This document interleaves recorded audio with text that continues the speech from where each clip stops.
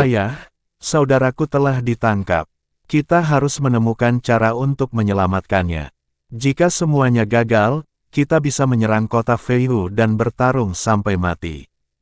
Kata Niuli pada si lalat. Jangan khawatir, meskipun mereka menangkap saudaramu, mereka hanya ingin memerasku dengan imbalan harta karun dan sejumlah sumber daya. Mereka tidak akan melakukan apapun kepada saudaramu. Membunuh saudaramu tidak akan ada gunanya bagi mereka. Si lalat Godfrey tidak khawatir saat itu, karena dia tahu bahwa kota Feihu tidak ingin membunuh siapapun, mereka hanya ingin mengancamnya. Tapi kau tidak bisa tidak menyelamatkan saudaramu, kan? Kata Niuli. Siapa bilang kita tidak akan menyelamatkan mereka? Kita hanya perlu menunggu. Flying Tiger City akan menghubungi kita atas inisiatifnya sendiri. Lalat pengganggu itu melirik Niuli dan berkata, tidurlah lagi. Kamu tidak perlu khawatir tentang masalah ini. Meskipun Niuli tidak yakin, dia berbalik dan pergi. Sapi tua, di mana harta karun itu? Bisakah kau membawaku melihatnya? Chen Ping sangat penasaran dengan tempat harta karun itu. Saudaraku, tanah harta karun itu hanya bisa dibuka sekali setiap 1000 tahun. Sekarang sama sekali bukan saat yang tepat. Jika kamu memaksakan diri masuk, kamu akan ditekan oleh jalan surga dan masa hidupmu akan sangat berkurang. Kata si lalat pengganggu, kehilangan umur. Chen Ping agak terkejut, mengapa ada penindasan seperti itu dari surga. Bawa aku melihatnya terlebih dulu, tapi aku tidak harus masuk. Melihat Chen Ping bertekad untuk pergi, Godfrey hanya bisa mengangguk dan berkata, baiklah, aku akan mengantarmu ke sana terlebih dahulu. Tetapi jangan impulsif. Jika kamu masuk dan tidak keluar hidup-hidup, itu akan merepotkan. Jangan khawatir, aku tahu apa yang kulakukan. Chen Ping mengangguk. Lalat pengganggu membawa Chen Ping ke tempat harta karun, sementara Feng Xian dan Bai Yi memilih tinggal di rumah tuan kota. Chen Ping mengikuti lalat itu dan terbang selama beberapa jam. Ketika dia merasa hendak terbang keluar dari seluruh wilayah suku binatang, dia akhirnya berhenti. Melihat tanah tandus di mana-mana, Chen Ping mengerutkan kening dan bertanya, apakah ini masih wilayah kota Badakmu? Mereka telah terbang ribuan mil. Jika ini masih wilayah Rhino City, maka Rhino City terlalu besar. Ya, ini masih wilayah kota Badak kita. Tapi kedepannya adalah wilayah kota harimau terbang, dan tanah. Harta karun ini adalah tempat di mana kota harimau terbang dan aku sering bertempur memperebutkannya. Tetapi masih ada lebih dari 300 tahun sebelum tanah harta karun itu dibuka. Mengapa kota Feihu begitu tidak sabar? Si lalat Godfrey sangat bingung. Mengapa kota Flying Tiger tidak menunggu sampai tanah harta karun akan dibuka sebelum mengambil tindakan? Ayo turun dan lihat-lihat. Setelah berkata demikian, Chen Ping jatuh lebih dulu. Si Godfrey mengikutinya dari dekat dan kedua lelaki itu terjatuh ke tanah. Chen Ping menemukan bahwa hanya beberapa mil jauhnya dari mereka, ada tanda yang jelas terlihat dengan mata telanjang di tanah. Tampaknya ada garis pemisah di tanah, dan warna tanahnya berbeda. Tanah di tanah harta karun itu berwarna merah muda, seperti warna darah yang terlalu lama meresap ke dalam tanah. Chen Ping berjalan menuju tempat harta karun. Si Godfrey ingin menghentikannya, tetapi melihat bahwa Chen Ping sudah masuk. Begitu dia masuk, alis Chen Ping tiba-tiba mengernyit. Karena dia dapat merasakan dengan jelas bahwa kekuatan dalam tubuhnya semakin berkurang, dan begitu pula umurnya. Chen Ping segera mundur, dan perasaan itu lenyap seketika. Memang benar begitu, kata Chen Ping sambil mengerutkan kening. Saudaraku, bagaimana mungkin aku berbohong kepadamu? Biasanya, tidak ada seorang pun yang berani menginjakkan kaki di tanah ini. Ayo kita kembali. Tidak ada gunanya membuang terlalu banyak energi dan kehidupan di sini. Si Godfrey membujuk Chen Ping. Chen Ping tidak bergerak, tetapi menatap tanah harta karun di depannya, lalu bertanya, kamu mengatakan ini adalah penindasan hukum surgawi. Jika kita dapat melanggar hukum surgawi ini, apakah semuanya akan baik-baik saja? Lalat Godfrey tertegun sejenak, lalu tertawa dan berkata, "Saudaraku, meskipun kamu memiliki kekuatan dan darah naga emas, tempat ini berada di bawah tekanan Dao surgawi. Bagaimana kamu bisa menembus Dao surgawi?" Chen Ping tidak mengatakan apa-apa, melainkan memanggil pedang pembunuh naga dan berjalan menuju tempat harta karun itu lagi dengan tatapan penuh tekad di matanya. Saat dia menaiki tangga menuju surga, dia bisa menghancurkan segel Dao Agung, dan kemudian dia mungkin juga menghancurkan jalan surga. Si lalat Godfrey memandang Chen Ping dan ingin berbicara untuk menghentikannya, tetapi kemudian dia berubah pikiran dan memutuskan untuk membiarkan Chen Ping menderita sedikit, mungkin dia akan kembali bersamanya. Chen Ping, memegang pedang pembunuh naga, berjalan ke tempat harta karun itu lagi. Perasaan aneh itu datang lagi, tetapi kali ini Chen Ping tidak panik. Sebaliknya, kristal naga di dadanya berkedip dan pedang pembunuh naga di tangannya juga memancarkan cahaya kemasan. Merusak, Chen Ping tiba-tiba mengayunkan pedang pembunuh naga di tangannya ke depan. Energi pedang berubah menjadi naga emas, meraung dan menyerbu menuju ruang kosong di depan. Berdengung, saat energi pedang dan naga emas menghilang, seluruh wilayah udara mulai bergetar. Dan perasaan aneh itu lenyap seketika di bawah pedang ini. "Baiklah," kata Chen Ping sambil menyimpan pedang pembunuh naga. "Apa?" Si Godfrey tertegun, lalu menatap Chen Ping. "Masuk dan cobalah." Chen Ping melambai ke arah Godfrey dan berkata, "Apakah itu tidak apa-apa?" Si lalat Godfrey agak ragu-ragu, lalu berjalan perlahan menuju tempat harta karun itu.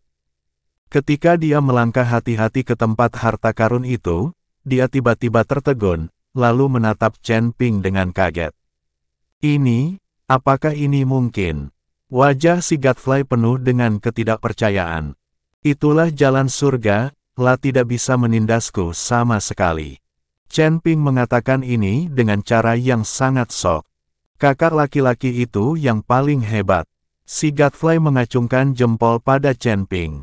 "Berhentilah menyanjungku dan pimpinlah jalannya." Chen Ping membiarkan Godfrey memimpin jalan. Kedua lelaki itu berjalan menuju kedalaman tanah harta karun. Namun saat mereka masuk lebih dalam, Chen Ping menemukan bahwa sebenarnya ada sedikit roh jahat di tanah harta karun ini. "Awalnya saya tidak bisa menyadarinya sama sekali, tetapi sekarang saya bisa merasakannya sedikit." "Sapi tua, mungkinkah harta karun ini juga ditinggalkan oleh para setan?" Chen Ping bertanya pada si lalat Godfrey.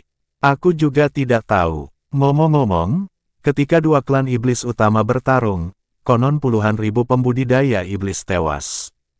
Aku belum melihatnya, aku baru mendengarnya." Jawab si lalat pengganggu. "Kamu juga belum pernah ke tanah harta karun ini?" Chen Ping terus bertanya. "Tidak." Lalat itu menggelengkan kepalanya, "Tidak seorang pun tahu harta apa yang ada di negeri harta karun ini. Sepertinya tidak seorang pun yang masuk ke sana pernah keluar. Itu hanya legenda yang diwariskan dari generasi ke generasi. Ada harta karun di daerah ini, dan itu disebut tanah harta karun." Sial, Chen Ping ingin langsung mengumpat setelah mendengar itu. Hanya demi harta karun fiktif, kota Feihu bertarung dengan kota Badak. Pertarungan yang hebat. Kalau kita berjuang lama-lama dan berusaha merebut sebidang tanah ini, tapi akhirnya tidak ada yang tersisa, bukankah kita akan marah dan mati? Jangan marah, saudaraku, karena ada legenda seperti itu, pasti ada harta karun di daerah ini. Semakin sedikit orang yang melihatnya, semakin membuktikan bahwa tidak ada seorang pun yang menyentuh harta karun itu. Kalau begitu, semuanya akan menjadi milik kita. Melihat Chen Ping hendak marah, si lalat pun bergegas membujuknya. "Ayo pergi. Kita semua di sini. Tidak ada gunanya aku marah." Chen Ping berkata tanpa berkata apa-apa. Si Godfrey membawa Chen Ping dan terus bergerak masuk lebih dalam ke tanah harta karun.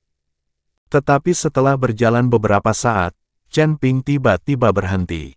Kakak, kenapa kamu berhenti? Si lalat Godfly bertanya dengan bingung. Apakah kamu melihat gunung besar di depan?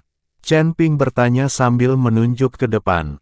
Gunung besar, di mana kita bisa menemukan gunung besar di tanah tandus ini? Si lalat berkata demikian dan melihat ke arah yang ditunjuk Chen Ping. Sialan, si lalat Godfly pun sempat tertegun sejenak, karena tak tahu kapan sebuah gunung menjulang tinggi muncul di hadapan mereka. Bukankah ini ilusi? Aku jelas tidak melihat gunung apapun tadi. Gunung ini pasti palsu. Setelah si Godfly selesai berbicara, dia tiba-tiba mengayunkan telapak tangannya ke arah gunung di depannya. Kalau gunung ini palsu, ilusi, maka serangan telapak tangan ini pasti meleset. Ledakan-ledakan, disertai suara yang memekakkan telinga, pasir dan batu beterbangan kemana-mana. Pohon palem ini malah menghantam gunung secara langsung. Nyata, wajah si Godfly penuh dengan keterkejutan. Gunung ini nyata, bukan ilusi. Kalau itu ilusi, pasti tidak akan luput dari pandanganku. Chen Ping adalah seorang pria yang memiliki asal-muasal ilusi. Kalau itu ilusi, mustahil dia bingung. Pada saat ini, aura mengerikan tiba-tiba meledak dari dinding gunung. Ledakan, si pengganggu tidak punya waktu untuk bereaksi dan tertiup angin. Sial, gunung ini bisa melawan. Apakah gunung ini hidup? Si lalat Godfly kebingungan. Dia memukul gunung itu dengan telapak tangannya, namun dia tidak menyangka gunung itu akan membalas pukulannya. Akankah gunung ini juga membalas dendam? Ada formasi di gunung ini. Serangan telapak tangan yang baru saja kau lakukan dibalas oleh formasi itu. Chen Ping berkata sambil menatap pegunungan di depannya. Chen Ping melihat ada cahaya keemasan berkelebat di dinding gunung, dan aura yang meletus sangatlah kuat.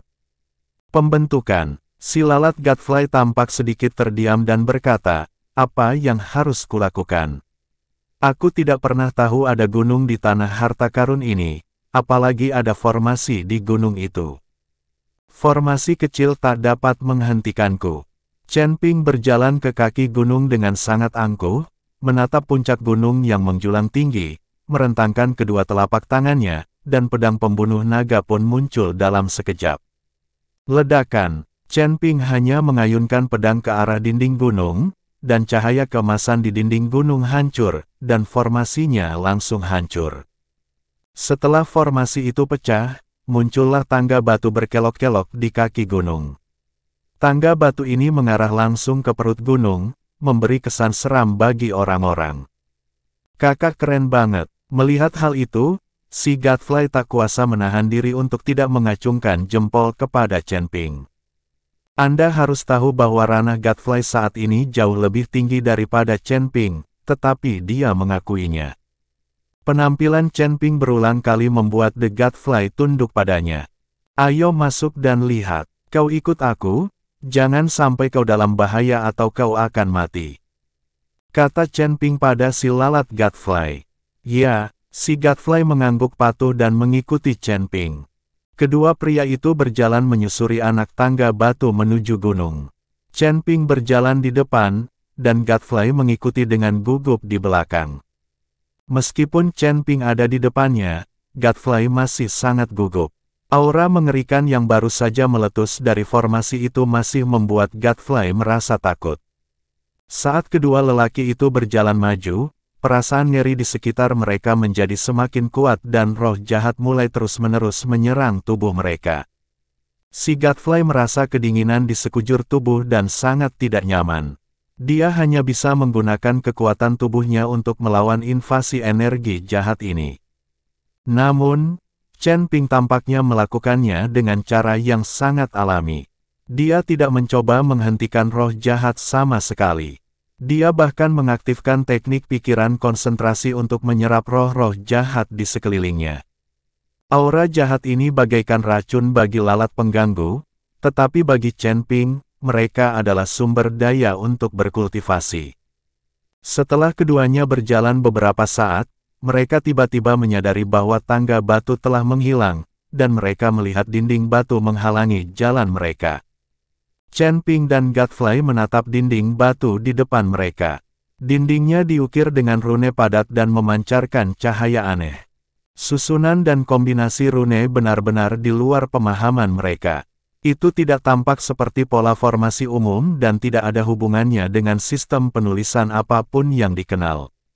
Apa-apaan ini? Si lalat Godfrey mengernyit dan tak dapat menahan diri untuk mengeluh. Dia mengulurkan tangannya untuk menyentuh dinding batu, tetapi saat ujung jarinya hendak menyentuhnya, dia merasakan sakit yang menyengat. Seakan ditusuk oleh jarum-jarum kecil yang tak terhitung jumlahnya, dia cepat-cepat menarik tangannya dan menepisnya. Sial, aku bahkan tidak bisa menyentuhnya.